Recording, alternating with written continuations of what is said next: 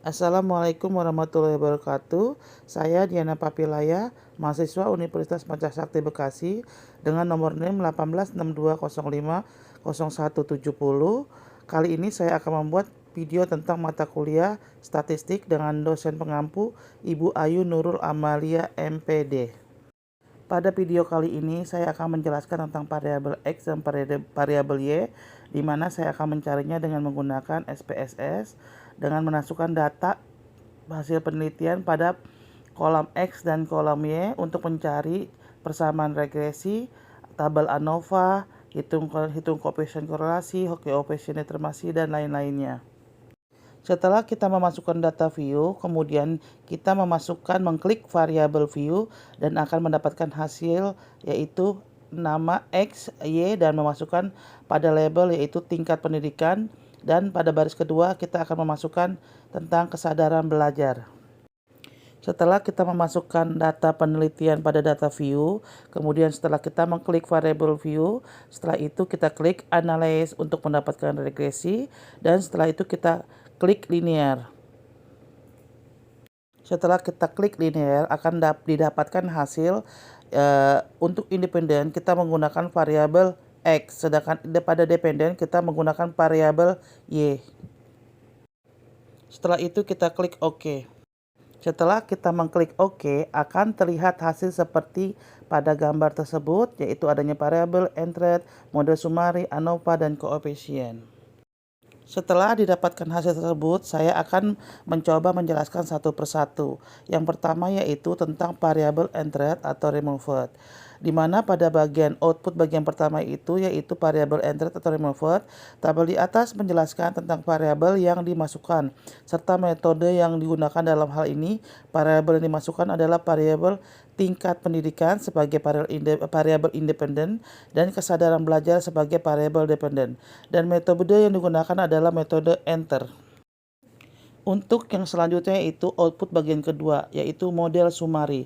Tabel di atas menjelaskan besaran nilai korelasi hubungan R yaitu sebesar 0,683 dari output tersebut diperoleh koefisien determinasi atau R square sebesar 0,469 yang mengandung pengertian bahwa pengaruh variabel bebas atau tingkat pendidikan terhadap variabel terikat yaitu kesadaran belajar adalah sebesar 4,69%.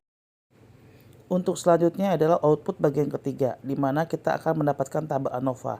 Dari output tersebut diketahui bahwa nilai F hitung sama dengan 7,071 dengan tingkat signifikasi sebesar 0,00 lebih kecil dari 0,005, maka model regresi dapat dipakai untuk memprediksi variabel partisipasi, atau dengan kata lain ada pengaruh variabel tingkat pendidikan atau X terhadap variabel kesadaran belajar atau Y.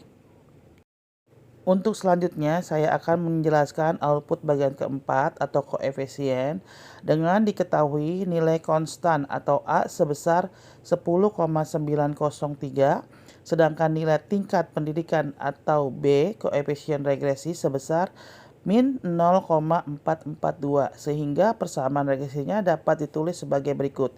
Y sama dengan A tambah BX, Y-nya itu yaitu 10,903 ditambah min 0,442. Persamaan tersebut dapat diterjemahkan sebagai berikut. 1. Konstanta sebesar 10,903 mengandung arti bahwa nilai konsisten variabel kesadaran belajar adalah sebesar 10,903. Yang kedua yaitu koefisien regresi X sebesar min 0,442 menyatakan bahwa setiap penambahan 1% nilai tingkat pendidikan, maka nilai partisipasi bertambah sebesar min 0,442. Koefisien regresi tersebut bernilai negatif, sehingga dapat dikatakan bahwa arah pengaruh variabel X terhadap Y adalah negatif. Ini adalah tentang tabel yang terakhir, itu masih tetap tentang koefisien, di mana pada tabel tersebut kita mengambil keputusan dalam uji regresi sederhana, yaitu A berdasarkan nilai signifikasi dari tabel koefisien diperoleh nilai signifikasi sebesar 0,029 lebih kecil dari 0,05, sehingga dapat disimpulkan bahwa variabel tingkat pendidikan atau X berpengaruh terhadap kesadaran belajar atau Y. B. Berdasarkan nilai T, diketahui nilai T hitung sebesar 6,436 lebih besar dari 2,306 sehingga dapat disimpulkan bahwa variabel tingkat pendidikan atau X berpengaruh terhadap variabel kesadaran belajar. Untuk mengetahui dari mana kita mendapatkan hasil 2,306 yaitu dengan cara mencari T-tabel. T-tabel itu rumus dari T-tabel itu adalah A dibagi 2 dibagi N kali kurang K dikurang 1, yaitu 0,05 dibagi 2 dibagi lagi 10 dikurang 1 dikurang 1, yaitu mendapatkan hasil 0,025 dibagi 8. Untuk mendapatkan hasil tersebut kita menggunakan T-tabel dengan mencari rumus 0,0025 diturunkan terus mencapai angka 8 dan akan mendapatkan hasil 2,306. Sekian video presentasi saya kali ini. Semoga berguna.